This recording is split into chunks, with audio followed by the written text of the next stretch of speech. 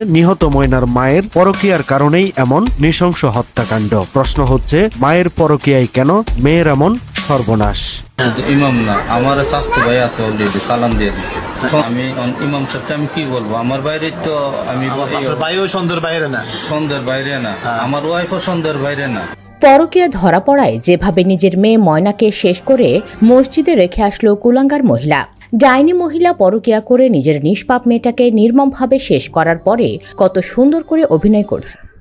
আসসালামু আলাইকুম সম্মানিত দর্শক মণ্ডলী, গুরুত্বপূর্ণ কিছু তথ্য আপনাদের মধ্যে শেয়ার করব, যে ভিডিওগুলো দেখলে রীতিমতো অবাক হবেন। চাঞ্চল্যকর অবস্থা সৃষ্টি হয়েছে, নেট দুনিয়া তুলপাড়, সামাজিক যোগাযোগ মাধ্যমে ভাইরাল। ইতিমধ্যে আপনারা জানেন, ময়না হত্যাকে কেন্দ্র করে চাঞ্চল্যকর কিছু তথ্য প্রকাশিত হয়েছে। তার মার পরকীয়ার কারণে নাকি তার বলি হতে হয়েছে। তার মার পরকীয়া দেখার কারণে সেই মেয়েটিকে চিরতরে জবান বন্ধ করে দিয়েছে তার নিজ মা। আসুন কথা না বাড়িয়ে সম্পূর্ণ ভিডিওগুলো দেখে আসি। আবারও এক লোমহর্ষক ও হৃদয় বিদারক ঘটনার সাক্ষী হলো সারা দেশ।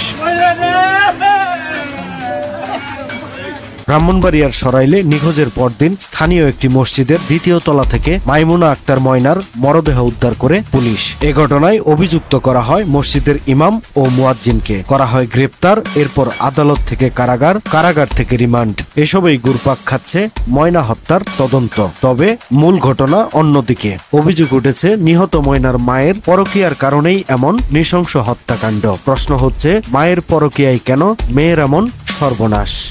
ইমাম না, আমার স্বাস্থ্য ভাই আছে, অলরেডি সালাম দিয়ে দিচ্ছে। সন্ধ্যের বাইরে না, আমার ওয়াইফও সন্ধ্যের বাইরে না। এদিকে এক গণমাধ্যম দাবি করছে, ময়না হত্যাকাণ্ডে জড়িত ছিল স্বয়ং তার মা এবং তার চাচা। জানা যায়, ময়নার বাবা বিদেশে থাকায় তার অনুপস্থিতিতে স্ত্রী জড়িয়ে পড়েন পরকীয়া সম্পর্কে ময়নার চাচার সঙ্গে।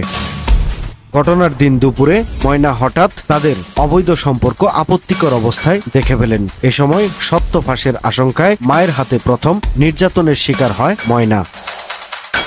প্রতিবেদনে বলা হয়, প্রথমে তার এক কান কেটে দেওয়া হয়। এরপর মেয়ে যেন ঘটনাটি প্রকাশ করতে না পারে এজন্য পৈশাচিকভাবে দেয়ালের সাথে ধাক্কা দিয়ে মাথা থেতলে দেওয়া হয়। কিন্তু এতেও মৃত্যু না হওয়ায় শেষ পর্যন্ত চাচা ময়নার স্পর্শকাতর স্থানে টুকিয়ে নির্মমভাবে হত্যা করেন।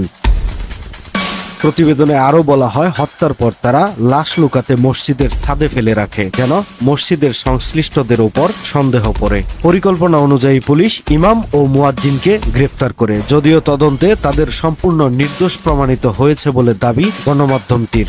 মানে আমার মেয়ের ফোন দিলে আবার তুমি কবে আসো, আবার তুমি আজকে এসো, কখন এসো, কিন্তু 3 দিন। এদিকে পাগল হয়ে বিদেশ থেকে ছুটে আসা ময়নার বাবা বলেন, ময়না তার বাবাকে ফোনে বারবার বাড়ি আসার জন্য তাগাদা দেয়। তিনি দাবি করেন, সে নিশ্চয় কিছু জেনে গিয়েছিল, যার জন্য তাকে চিরতরে থামিয়ে দেওয়া হয়েছে। তিনি মেয়ের মৃত্যুর ঘটনায় তার স্ত্রী, ভাই সহ একাধিক ব্যক্তিকে সন্দেহের তালিকায় রেখেছেন।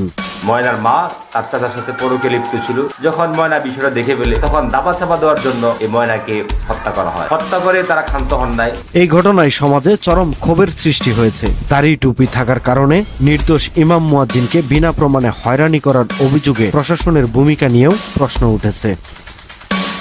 তবে পুলিশ বলছে, মূল আসামিদের শনাক্ত করা হলে আইনি প্রক্রিয়ার মাধ্যমে তাদের শাস্তি নিশ্চিত করা হবে এবং নিরপরাধ ব্যক্তিদের মুক্তি দেওয়া হবে। কাউকে দেখেছে কিনা।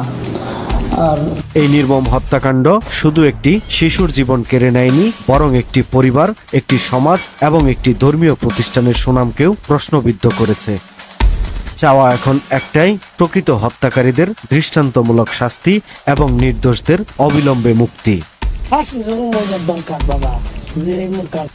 সম্পূর্ণ ভিডিওটি দেখলেন, বুঝতে পেরেছেন ভিডিওটি গুরুত্বপূর্ণ। পরকীয়া যে কতটুকু ভয়ঙ্কর হতে পারে এই বিষয়টি কিন্তু এই ভিডিওতে তুলে ধরা হয়েছে। বুঝতে পেরেছেন যে এরকম ঘটনা কিন্তু পূর্বে অনেক ঘটনা ঘটে গিয়েছে।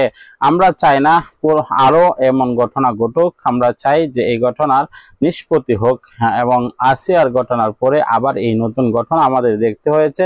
এটাই আমাদের জন্য দুঃখজনক বলে আমি মনে করছি। প্রিয় দর্শক, আপনার অভিমতটি অবশ্যই কমেন্ট বক্সে জানাবেন। আমরা চাই যে অবশ্যই প্রত্যেকটি হত্যাকাণ্ডের যেন সঠিক বিচার হয়, সেই বিচারের মাধ্যমে যেন সঠিক বাংলাদেশের আইন প্রয়োগ হয়, এটাই কামনা করি। আজকের মধ্যে আমরা বিদায় নিচ্ছি। দেখা হবে পরবর্তী কোনো ভিডিওতে। সেই পর্যন্ত ভালো থাকুন, সুস্থ থাকুন। আসসালামু আলাইকুম রাহমাতুল্লাহ।